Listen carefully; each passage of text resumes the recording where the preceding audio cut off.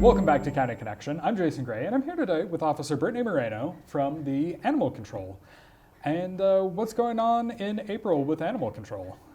Well, we have had we're starting to get into spring, which means kitten season has already started. So we're starting to get cats in there having kittens and stuff.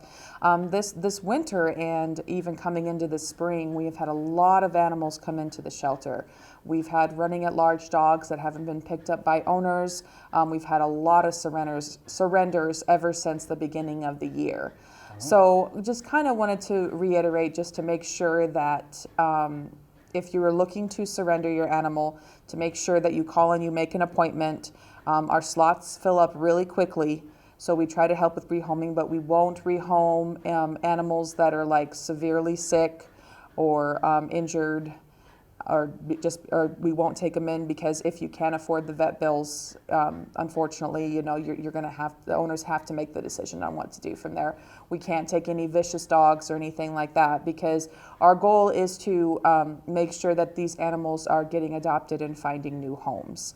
If you're missing your animal, please call the animal shelter right away. Make sure your dogs are wearing their city license with their rescue tags, so that we can call you immediately, because if a police officer, a sheriff's deputy, or an animal control officer finds a dog that has its tags on, our number one goal is trying to get that dog home first and not to the animal shelter.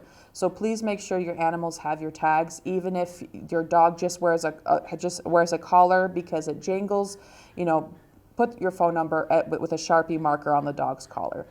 We really want to try to get these animals back home, but unfortunately, I haven't been able to be in, but from ever since January, we have seen an influx of so many dogs come into the shelter, as well as cats. So really, I'm asking the public to just keep an eye on your animals, make sure that you're making sure that you are keeping them contained. If you're missing your animal, contact us right away. We've just seen so many animals come in this last year.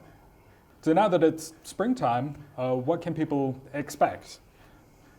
So the biggest thing we want to make sure with any animal owners is that, of course, the snow is all melting, we're getting the rain, but we have the winter buildup of feces. So it's that time of year to make sure that you're getting out in your yard, cleaning up all the excess feces. We had several snowstorms this year. A lot of stuff has been covered. So as the weather gets warmer, please be diligent going out and cleaning up all the feces that have been left over from the winter, so we can avoid any bad smells, being a nuisance to the neighbors or anything. So we're asking all the dog owners just to make sure that you're being diligent on getting all that cleaned up. With the weather being nicer, dogs are being left outside more, and there is barking complaints that come in. So please make sure that your dog is not excessively or continuously barking.